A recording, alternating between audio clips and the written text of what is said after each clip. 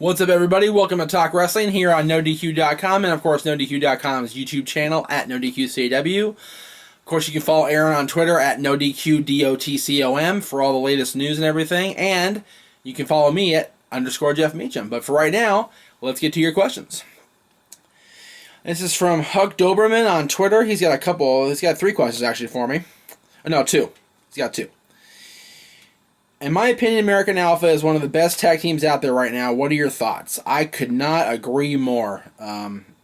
Sir, those guys, Jason Jordan and Chad Gable, are the best tag team in NXT, not named Enzo and Cass.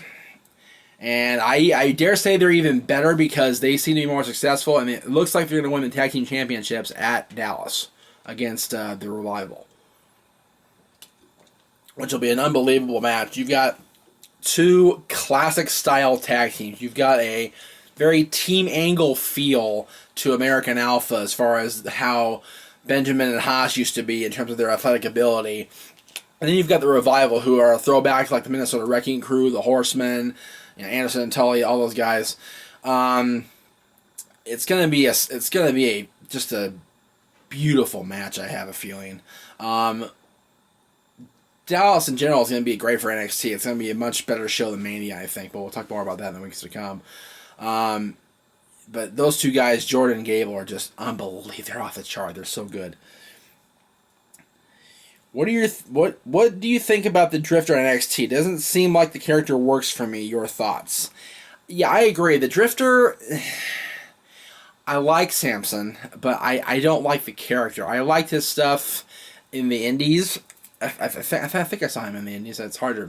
I've seen so many damn people over the years. To be perfectly honest with you, it's hard to get discern who I've seen, who I've not. But I think I remember seeing him. I remember liking him.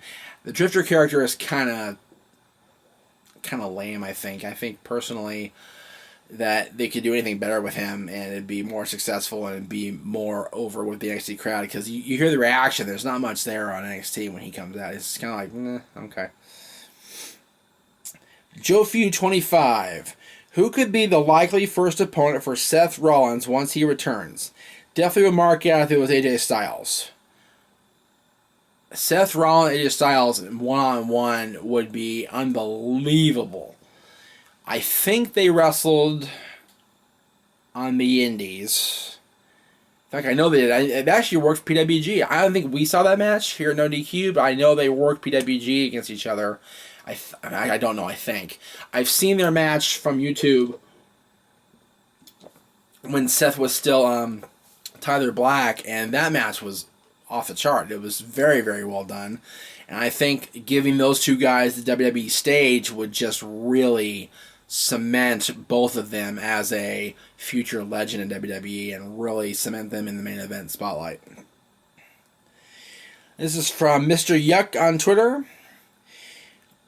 What could or will New Japan do to fill the void left by talent jumping WWE? Sign Kurt Angle? Other ex-WWE TNA guys? Kurt Angle is taking a break. Kurt Angle is not going to wrestle anywhere, as far as I know, until he's ready. And New Japan will not offer him the kind of money or the kind of lifestyle working in New Japan full time that he wants. He wants to be home with his wife. He wants to be home with all of his kids. And living in Japan full time does not allow that. So you won't see Kurt Angle in New Japan.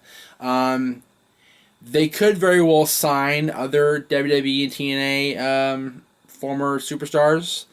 But I think New Japan's greatest quality, from what I've seen, is that they have the ability to home grow. They grow from within, and those guys that they have on New Japan's TV show, New Japan's pay-per-views, New Japan's supercards, is that the guys that have been there for a long time, the guys that are starting to work their way up the roster as a rookie, and I don't think they were going to see a whole lot of influx of ex-WWE or TNA superstars jump just yet. John Bravestar on Twitter. Should WWE do a Fabulous Moolah Invitational Tournament for the WWE Network? Or do a King of the Streaming Network, Streaming Net tournament? I don't know what the second one means, John. But as far as an invitational for the Fabulous Moolah, I think it's a great idea. I think there's so many different women's wrestlers that aren't on WWE or on NXT that they could bring in and really showcase and really, have them stand out, as the top talent in the world, and maybe even get signed by WWE and work there full time, which would be freaking awesome for people like Amber O'Neal and Santana Garrett and people like that. That would just be unbelievable. I keep saying that word unbelievable on the show today, but it is. And then you've got the homegrown talent. You've got Charlotte and Becky and Sasha and Paige and Bayley and Alexa Bliss and Carmella and all these great women wrestlers that are there now. It would just be an awesome tournament, I think. Let's see. Ryan Rob 3908971. Jesus Christ, 718 on Twitter. Do you think Paige will win the Divas title for a third time in the future? I do. I think Paige has a couple more in her before she hangs it up. She's still super young. She's barely in her 20s. She's great, and she's been good. She hasn't been booked very well since she came to the main roster, except for the feud with AJ. That was actually pretty decent. But other than that, she's kind of been just kind of floundering. But I think she definitely has a couple more championship reigns in her before she is done with WWE. And she could be the winningest Divas champion of all time as far as the number of reigns. One can never tell. Do you think Dana Brooke and Emma are underrated? I do. I think both of those girls are just waiting for their moment to be fully potentially tapped. And that sounded really bad when I said it. Emma had her chance on the main roster. She kind of did the comedy thing, and it was okay for a while, but she has really shined since coming back to NXT and turning bad and joining up with Dana Brooke. And Dana is in shape. That girl is a gym rat. She's unbelievably well trained and good looking, and they're both not hard on the eyes at all by any means, and they're both vastly underrated. Thank you for the question, Ryan. Thank you. And I got a couple from Ty Marshall back over in the UK. He's on Twitter, by the way. Ty Marshall UK on Twitter. Should WWE get rid of these shitty B pay-per-views and just have the Rumble, Mania, Survivor Series, and SummerSlam like the 80s and 90s? Yes. I've said this more than once on many of my shows over the years.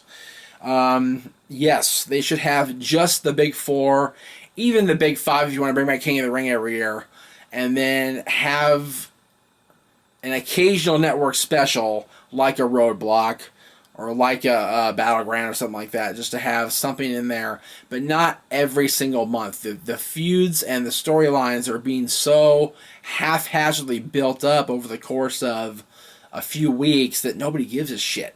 But if you build them from Rumble to Mania, from Mania to SummerSlam, or from Mania to King of the Ring, from King of the Ring to SummerSlam, from SummerSlam to Survivor Series, from Survivor Series back around to the Rumble, you're going to have solid foundations of stories that are really going to be compelling to watch.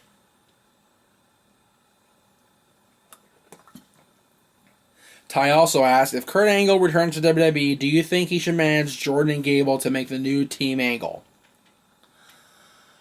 If they were to bring Kurt Angle back into the family, if they were to bring Kurt Angle back to WWE in some capacity, it should be to manage Jordan and Gable. I mentioned earlier how much I love Jordan and Gable, and those guys are the most solid tag team they have on NXT right now. And I think the addition of Kurt Angle as their mentor would just put them over the top and give them an immediate establishing point on the WWE main roster. That would be just sweet. Ty also asks, do you think Jeff Jarrett was underrated when he was in WWF, WWE? WWE, I think WWE. No, I don't. I think he was just rated right. Jarrett was good. Jarrett still is good at what he does. But he was a multi-time Intercontinental champion. He won the European Championship briefly.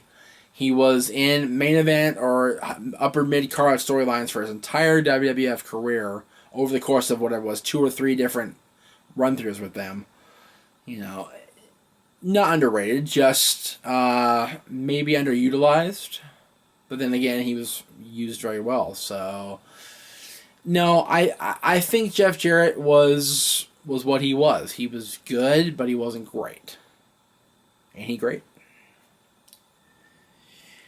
Devin Sharon on Twitter. Do you think guys like Neville will have a more important role in the company once Triple H gets full control? Well, for all intents and purposes, Triple H is in control now. He's helping guide the ship more so than he ever has. And, Neville's one of those guys that has received a huge opportunity called for NXT and getting the main event rub from guys like Triple H, guys like, The Miz, guys like, anybody he's faced recently. The Miz, Stardust, all those guys. He's gotten decent wins and decent losses, honestly. And Neville is going to be a superstar for years to come, and whether Triple H is in control or Vince in control or whoever, Neville's going to shine. There's no question about that. Thank you all for watching this week on Talk Wrestling. We will see you guys more next week.